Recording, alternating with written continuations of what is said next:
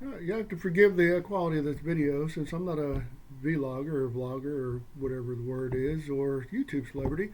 I don't have a whole lot of money invested in video equipment since I rarely ever do videos. Um, but this particular video is actually about a $120 roaster from Amazon that I ran across. And it seemed too good to be true, but I figured I'd go ahead and order it just because of the fact that I figured Amazon's return policy was generous enough to where if it did turn out to be a dud, that I could return it. Well, I ordered the roaster for $119, and I bought the Chaff collector for an additional $50. So at $170 for a stovetop roaster seemed almost too good to be true. And when I got it, I was actually surprised that it was in fact extremely good quality and comparable to what you see going at 2 to 3 times that price. A little bit about me. I've been roasting for years. I own Fair Enough Coffee Traders as well as we also own a coffee shop, which I don't run, but we provide the coffee for. I've got roasters from 3 kilograms all the way up to 50 kilos, and wanted to get something that would be a little bit easier to do some small samples with. When I first started roasting as a hobbyist, I started out with the Bmore AB 1600, and it's an amazing machine for set it and forget it. Once you've learned to dial in a particular roast for a specific origin with that machine, it works great.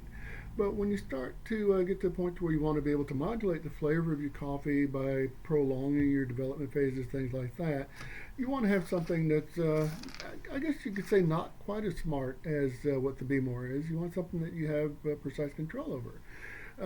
This roaster with a 12-volt DC motor and a quartz drum fits that bill really well.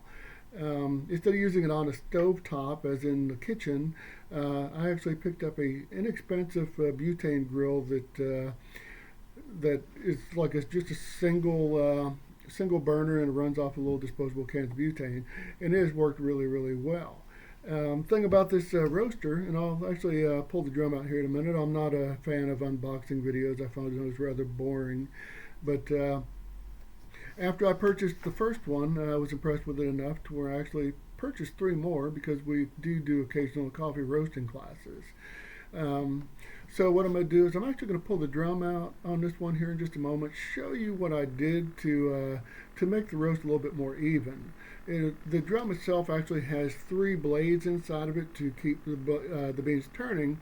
However, when you have a small gas burner, your heat is actually located towards the center of the drum, and it doesn't give you even roasting. So I actually bent those little paddles inside to move the beans back and forth, which actually has provided a perfectly uniform roast.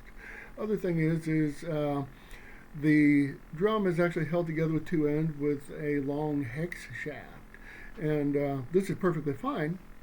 The thing you want to keep in mind though is you want that adjusted to where the point of the hex shaft is actually pointing outwards towards the glass drum. That minimizes the spaces for the beans to get trapped in, because otherwise you will have some smaller beans get underneath there and they will eventually char and burn before the rest of your roast is done. And we don't really want anything that's going to taint the flavor of that. So this is the drum. You want to be careful when you take it out of the package because obviously you don't want to have to replace that quartz. It has 3 screws, thumb screws in the end of it that I've already taken out just for keeping the video as short as possible. Here's one end of it. And the quartz drum can actually be taken out. You can actually soak that and keep it clean. So this is the part that I was talking about. If you'll notice, the shafts are actually hex. And you see this one, the flat part is actually pointed towards the drum instead of one of the points. I'll address that later on before I actually use this. But the thing I want to keep in mind is the fact that if you're looking at this, it actually rotates away from you. So you'll actually see it coming underneath and then the top is moving away. That's kind of important to know when it comes time to change these little paddles. Okay, so what I did was I took the first one, and I twisted it to where it's actually moving the beans in towards the end. And then I took the other one and went just the opposite direction with it. So what we have now The next thing I'm going to do is I'm going to take this other one and I'm going to bend it to where it is actually coming up from the center and moving the beans both directions. So we're going left, right, and then spreading. So if you look, you'll actually see where I did that. Okay, that is all you need, aside from making sure that the points are facing outwards on this, to get those beans back and forth and get a nice even roast. The base to this is much higher quality than I expected as well. You've got a nice 12 volt DC gear motor here, and it comes with a 12 volt adapter that I've got pictured here. This actually has a speed control on it as well, to where you can adjust your drum speed. What surprised me about this base, aside from the fact that it was nice and sturdy as far as being made out of stainless steel and nicely finished, is the fact that it actually has this woven mesh in the bottom that actually works to create more of an infrared type heat source. And I've seen some of these that were $375 that look very similar that did not have that option.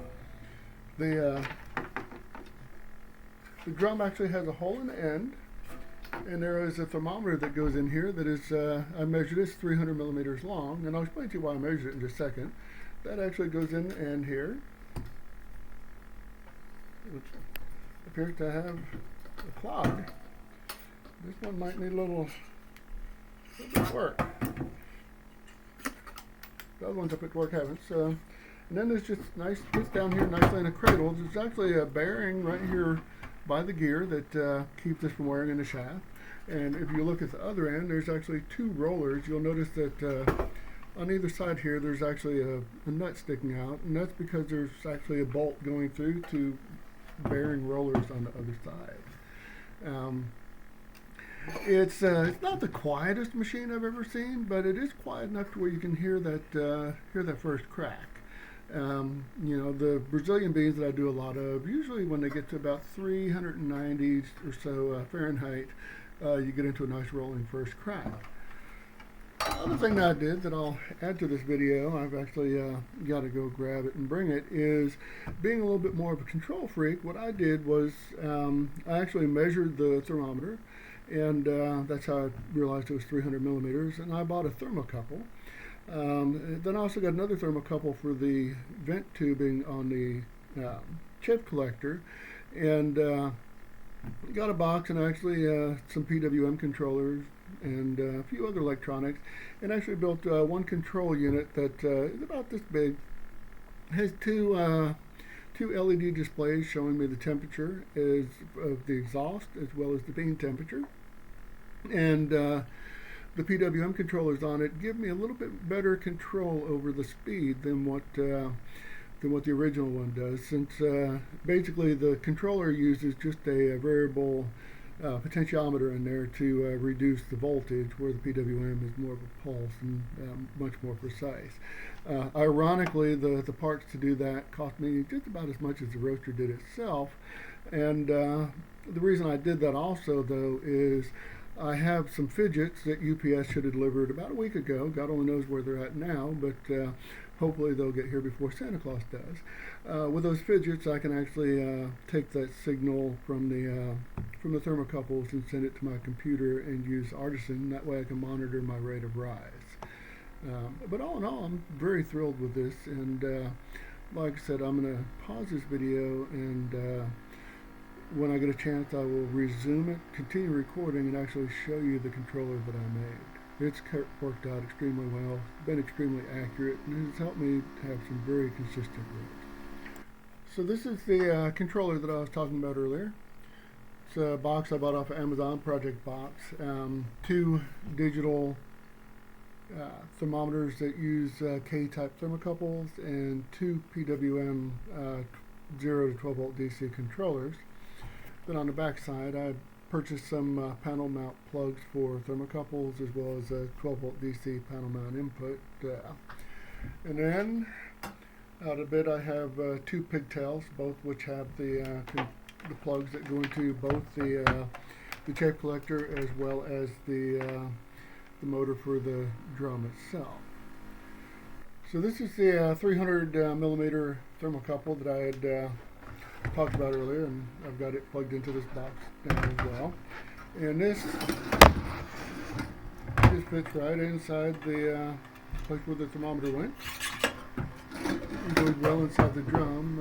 You can actually see it. You can see it wiggling around right there. That's more than enough to get you a good, decent temperature on the beans. Then the second one, you'll see just inside this tube, you can actually see where I drilled a little hole in the side and went in with that thermocouple. That actually goes on the end of this. There's a rubber bushing that goes in there that I took out so you could see that a little bit.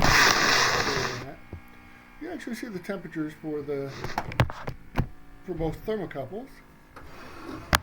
And if we move this around here, you can actually see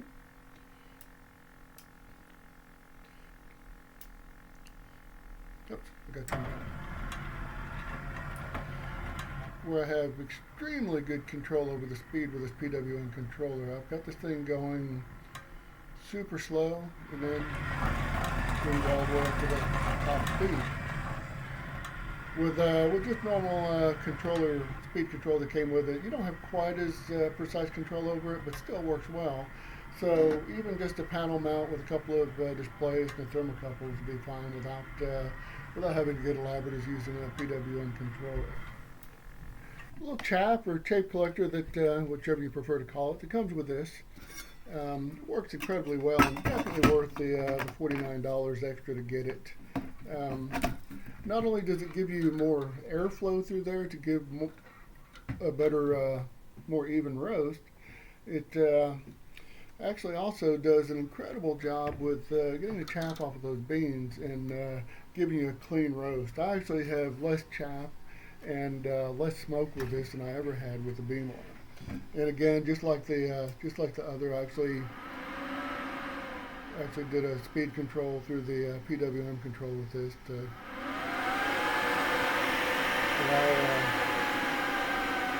really find out control of that. Despite my geeky side and adding of these things, honestly, this thing out of the box with just a little bending of those paddles is more than adequate to give yourself a really, really good roast. You know, like I said, I bought one, figured I could send it back if I didn't like it, and needless to say, I ended up buying 3 more. I'd waited to Black Friday and there was a price drop, but I was like, well, I'm not going to get much cheaper than this no matter what you do.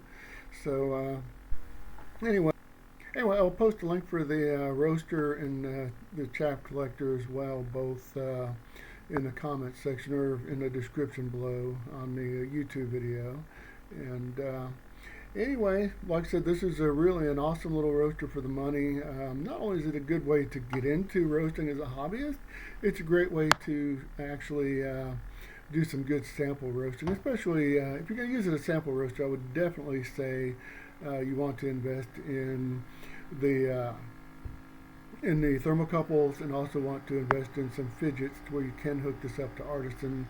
That way you can graph your rates of rise, your drop temperature, your charge temperature, and everything else, and helps you dial it in. But to give you an idea how much faith I have in this, I actually roasted a couple of batches of inexpensive beans. I started out with about a $4.20 per pound Brazilian natural. Then I did a little bit slightly more expensive Ethiopian in it, which turned out really good. And then just to show exactly how much faith I had in it, I had some samples from the Costa Rican Cup of Excellence competition. And needless to say, when you take the first place winning beans of the Cup of Excellence for Costa Rica, and you go to roast those things, you know, you're not playing around. You're not going to put it in a roaster that you don't have a lot of faith in. The auction samples themselves for 200 gram bags with an ACE membership was about $400, and without it, it's about $900. So again, these are beans that never made it to American soil because they were purchased by Saudi Arabian and Asian buyers at as much as $50 a pound. And so anyway, again, this neat roaster, it's a good one to start with, and it's a good one to stay with if you're doing small sized batches, and it's also a really good sample roaster. Anyway, if you get one, I hope you enjoy it. Bye.